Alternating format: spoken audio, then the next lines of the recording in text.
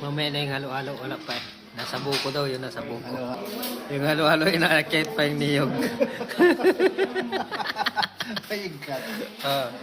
Kasi, grabe naman yung halo-halo. Dito nasa bao. Mamaya, pakita ko sa inyo halo-halo. Oh, may sausawan. Hindi, sausawan niya, no? Tinan mo, para suka. Oh, yan yung suka. Yan eh. Huwag mo lagyan lahat. Kasi hindi ko na inom ng leche. Nag-aipot ako. Ha? Kapag halo-halo. Isawsawan yan eh. Pag kumain ka, sasawsaw muna dyan. Hindi naman yan. Yan yung halo-halo. Ay, tinan mo naman na bao. Limping dalawang kutsara. Isa yung bao.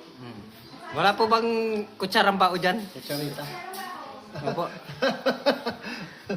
Unique.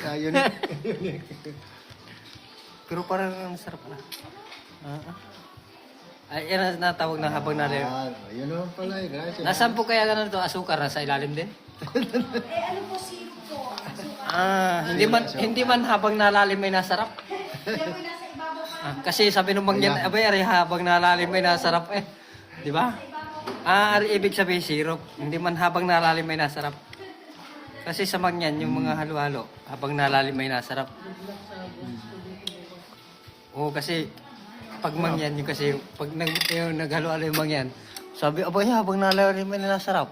Kasi yung asukar nasa ilalim. Di ba pag sa Pilipinas nasa ilalim yung asukar? Pinaka-unique dito. Ay dito pala naman ay syrup. Ay ibig sabihin ay kahit hindi mo haluin, masarap. Na, matamis pala, matamis. Lahat na inahalo-haloan na yun. Ay, aray sausawan, yun, nataktak na yung sausawan. Ayun na. Ay, sa bao pala ay busog ka na eh. Sa bao pala ay. Ingredients. Parts. Sa bao pala ay busog ka na eh. Tinan mo, bao talaga siya. Oh. Pero ang sarap, para sarap niya. Para sa lasa malamig lang o masarap. Pinoy na Pinoy bao eh. Oo, Pinoy na Pinoy, bao. Oh?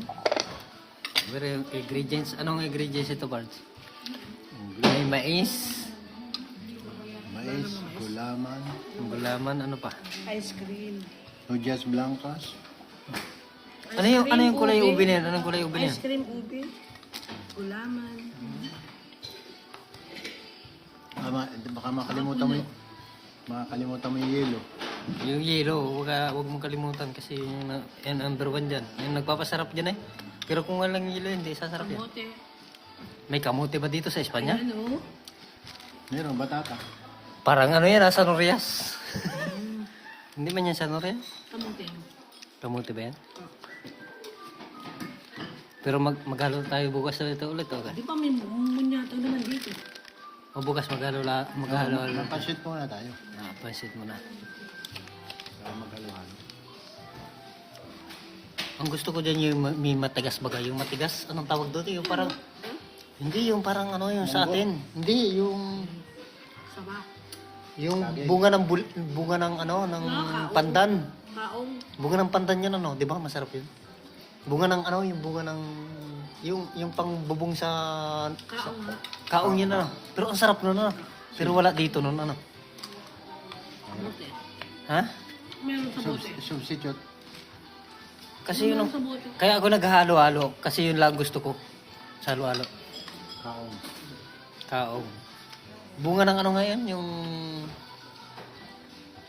Bule.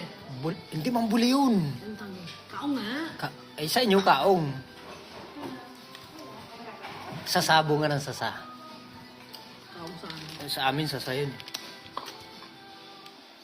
Timbal naman yung pare. Timbal? Pagsasa, timbal. Bunga ng sasa, timbal. Yan yung ubi, ano? Ubing ano yan, no? Ubing kamote? No. Kulay lang. Pero anong lasa? Kamote yun. Pinalo niya, kulay lang. Kamote, Ito, ubing kamote, ibig sabihin. Ayan at naubos na yung halo-halo. Ganap siya raw sa mga mahilig sa halo-halo dyan.